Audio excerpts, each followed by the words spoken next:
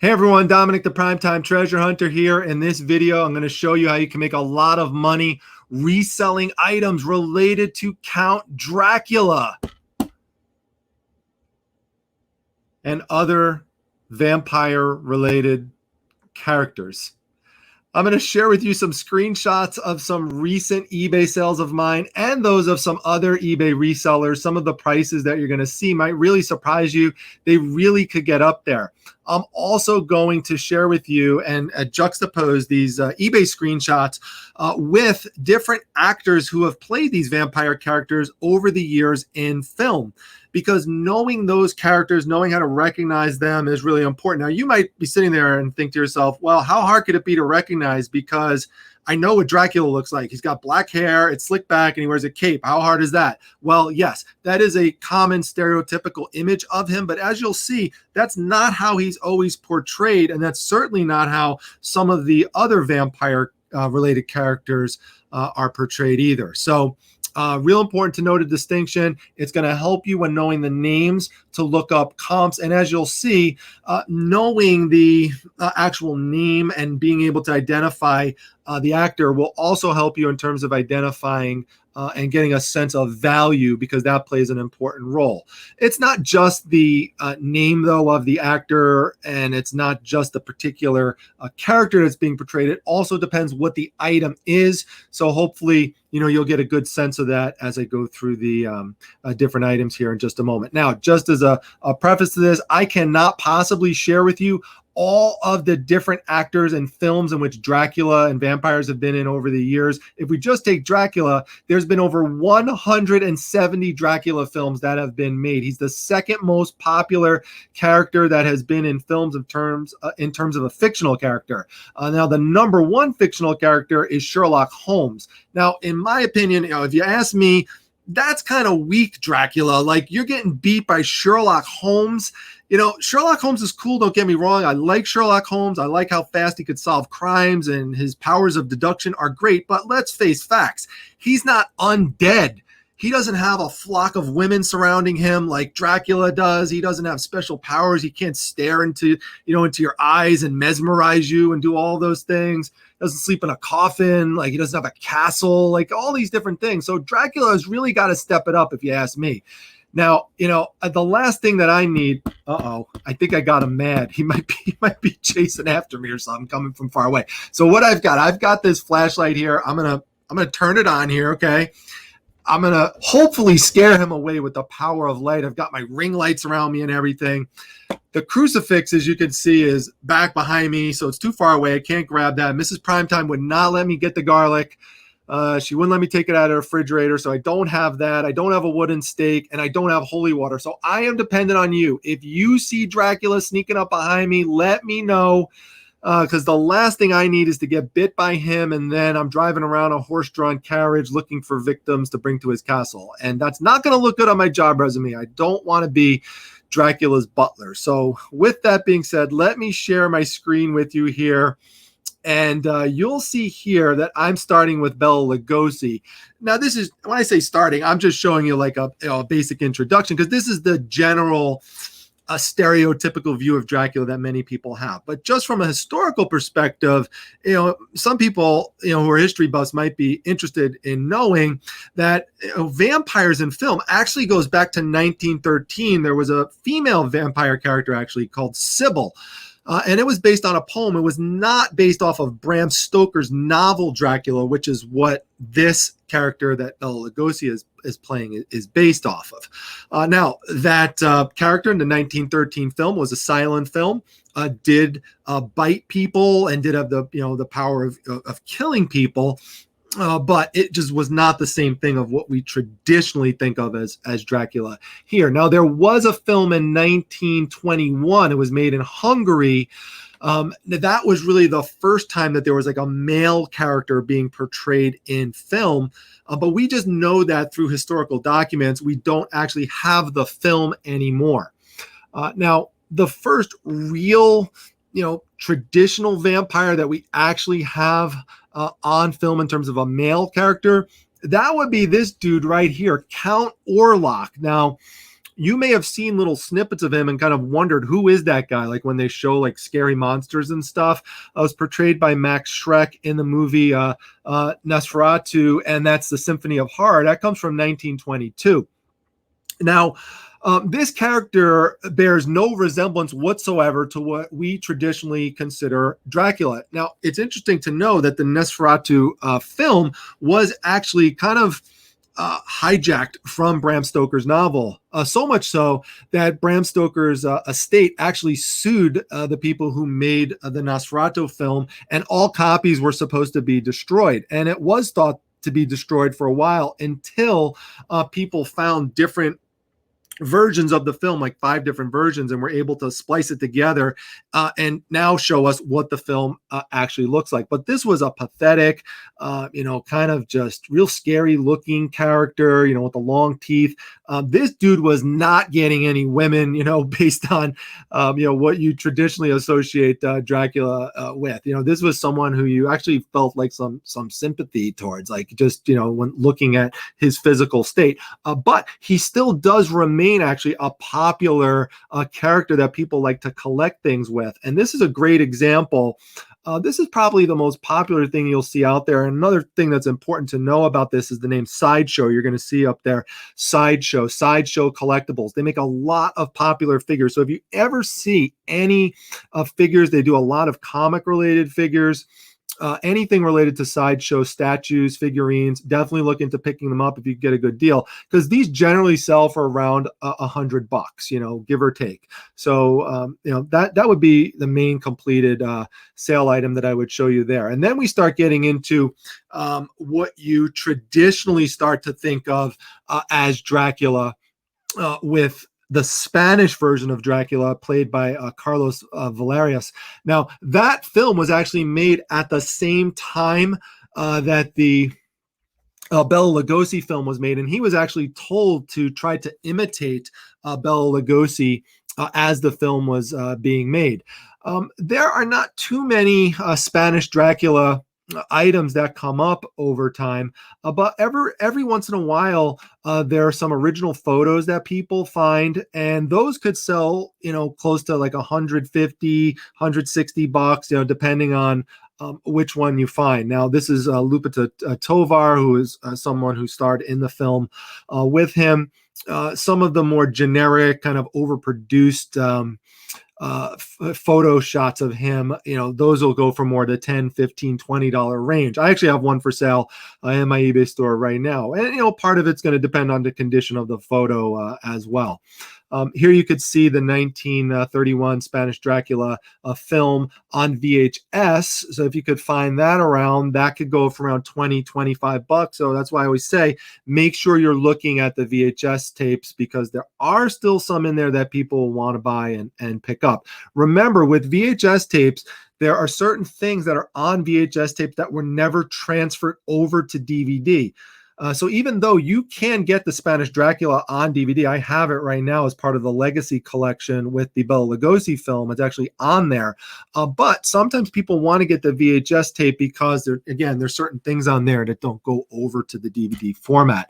So here's Bela Lugosi, who I showed earlier, same year, 1931. Now, this is one of my sales. Some of you may remember me picking this up at a horror convention. Again, shout out to Metal Flip and Mel, who directed me over to that convention, because I made a lot of money off these die cuts. I still have a lot of die cuts up for sale, but only one Count Dracula left. This was based off of a Bela Lugosi. It was made by a company, C.A. Reed. And I didn't spend much for these. Overall, probably wound up having less than $1 into each one of these Bela Lugosis. I wound up getting like 5 or 6 of them. I sold each one of them for between $45 and $50. I have one more left for sale on my eBay store right now, so did very well with that. This is the most popular Count Dracula die cut that's out there, so it's pretty vintage piece. This one I'm going to give a shout out to Carl Bach, because I know how much Carl Bach loves head sculptures, and this just goes to show you again some of the value. This is a real life head sculpture of Bela Lugosi. I've sold head sculptures before, as Carl knows, and some of you know. Remember, I put it in the refrigerator to scare Mrs. Primetime. This one, she would extra freak out if I ever had this one, because this one's way scarier. $750 plus $39.50 shipping. That one is that one's crazy. And this is one of my sales. Now, I'm just showing you this because it shows you that it doesn't even have to be Dracula necessarily. Like, you could just have Bela Lugosi kind of just even looking a little, he naturally looks like Dracula, kind of. In fact, he was so intertwined with that character that he was actually buried in a Dracula costume. But here you have Bela Lugosi and Boris Karloff, another famous monster actor. He famously played Frankenstein. But you have them here on a record. Some of you may remember seeing it behind me. Portraying totally different characters, not monster characters. Bela Lugosi is in The Doctor Prescribed Death, and there's Boris Karloff portraying arsenic and old lace. And this is just a record. But I sold this for $30. So, that was great right there. Just to show you, just being able to identify the names and the faces can help you. If you don't know that, you're going to pass by that because it doesn't say Dracula on it and doesn't say Frankenstein. Now, this is Lon Chaney, also very famous, played a lot of different monsters, the Wolfman, that sort of thing. But here you've got him in 1943 playing the son of Dracula. And there are some collectibles out there related to Lon Chaney. One of the things that you want to look for would be lobby cards. And you can see there the dimensions, 11 by 14. This one went for almost $250, $230 plus $10 shipping. So that's a great thing to look for right there. But you could see there, when you look at him, he does not look like the stereotypical Dracula. He's got the mustache and stuff. A lot of people really think of that Bela Lugosi character. Now, John Carradine, he really, I'd say, is, pretty far off of what you would think of in terms of the stereotypical Dracula. He's kind of like a lean and mean one. But the interesting thing is that he's more actually related to the actual character that's portrayed in the book. He's a closer representation of it in the films. Now, he was in the films The House of Frankenstein and The House of Dracula. And sometimes you may see some candid photos that you might find. If you remember, I was at a big pole shed sale the beginning of the year. It was a big garage sale, and I opened up this case and I found all these old photo stills in there. So you never know what you're going to find. This one here sold for $135. Now, but if you saw this and you just quickly looked at it, would you think that's Dracula? You might not. You might think it's a magician or something. But when you recognize, again, that face and you know it, that helps you zero in on it and say, okay, wait a minute, this might be a Dracula related item. So, and it also helps to watch these movies as well. In fact, now we're going to get into Christopher Lee, who is my favorite actor who played Dracula.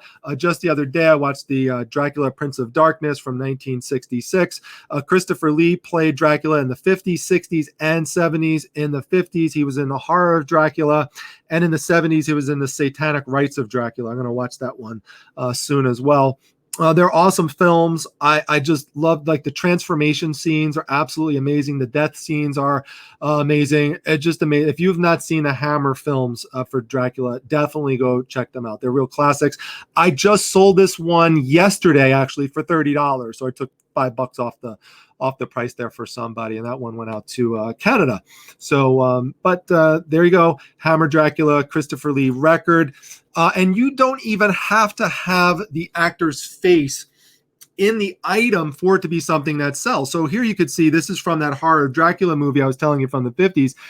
This right here is just basically, a display board, an advertising board, cardboard, but it's, it's original, it's a genuine piece. This one went up for auction, went for $425. And Peter Cushing, of course, starred in this, and he was awesome in that movie, going against Christopher Lee. Especially, again, I don't want to ruin too much for you, but the end scene in that movie is just legendary, and they replay it in the beginning of Prince of Darkness. Now, I'm going to give a shout out to Blacula here. Blacula really was the beginning of basically the starring of Black actors, African-American actors in these horror related films. And it's considered a historically a significant film, and it's very, very popular. I remember this one being on TV when I was a kid. I remember watching it. It would show up on the weekends. Now, the Blu-ray version of this is challenging to find. A year later, in 1973, they came out with Blacula Scream. If you could find that regularly sells for around $80 to $85. So definitely be on the lookout for that one when you're flipping through DVDs, wherever it is that you're out sourcing. You can see there it says OOP up top. That means it's out of print. The dolls, $300 is not unreasonable for some of these Blacula dolls. In fact, some of them will even go higher than that, sometimes even double the price of that. So if you see anything Blacula related, definitely look into picking it up. Doesn't really matter what it is. Now, we're circling back to Nosferatu because Klaus Kinski played that character in 1979. There's not too much out there that's a collectible related to this character, although it is a popular image, and you will see it sometimes on t-shirts and stuff. Probably the most you're going to get out of something would be like a Blu-ray DVD that you might be able to sell for $45. But you should know the name Nosferatu, the vampire, because it's just another one of those main characters that's out there that is, does have some popularity that people are looking for. Horror in general is very popular. Now, I remember this one as well, the Frank Langella Dracula from 1979. But he was not one, although he does have, the big hair and everything, and the big collars on his cape that kind of stands out. There's not too much out there that's collectible regarding him. But if you were able to find one of the vintage t-shirts that was made at the time to promote the movie, there you've got a $120 sale price there. Now, they tried to get $300 out of it, but it actually sold for $120. But then, you're looking for more photos, signed photos and things might sell. This is an example of George Hamilton playing Dracula in a more comedic version. This was Love at First Bite. Dracula is basically in New York City and he's looking for love. And, here we start to tail off a bit in terms of value. So like even a signed photograph of Dracula at night, scooping up the woman in his arms, with the New York skyline behind him, only sold for $16. So it really starts to drop off there. And that's what I meant earlier when I was telling you, really those more vintage characters are really the ones where there's more value. Now I will make an exception though when I'm talking about Duncan Regehr here in the 1987 The Monster Squad movie. Now, it's not really specific to him per se, but he did play that role. He is an important part in that film. This film has become a cult classic. If you like that film or any other Dracula film, let me know what your favorite one is down below for sure. But The Monster Squad, definitely look out for it, because if you find posters related to The Monster Squad or basically anything related to it, there's going to be a collector's base out there for it because it's such a cult classic. This is a limited edition canvas print here, but this one sold for $200, and there's some prints out there that and some artwork that will sell for even more than that. Generally, those are limited editions, so you should definitely be on the lookout for that as well. And then there's what I call general Draculas. So these are Draculas that you're going to see, and generally you want to look for vintage ones, but they're not tied specifically to a certain actor. They're just portraying that stereotypical look of Dracula. And this is what I put up the other day, giant size Spider-Man and Dracula, comes from 1974. This one, I took a best offer of $12 on it because you could see on the bottom there's like a little white mark in the corner. Part of the corner just got ripped off there. So and there's some damage to it. It's not in terrific condition, but even so, it's sold in less than 24 hours for $12, and I have like 10 to 15 cents into it. So, you could still make some good money. Any kind of Dracula related comics, vampire related comics, I would definitely look at putting them up this type of year. One other item that I want to show you, this is one of mine. This is a Dracula jigsaw puzzle that I showed, still in the original can, never been opened. That's what helped me get this value. I actually did sell that for that sale price that you see there, $100. Now, you might want to link that to a Universal film Dracula. You might say that's Bela Lugosi, but it's not identified on the actual container. But it is a vintage Dracula nonetheless. So You know, again, just, you know, getting to circle back to the main points here, that these Dracula characters are real important to look for.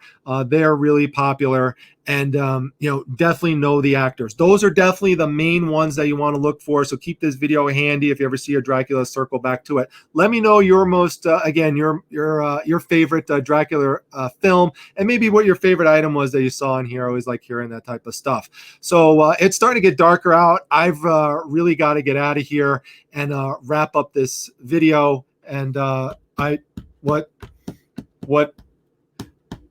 no, no, no, no, no, no.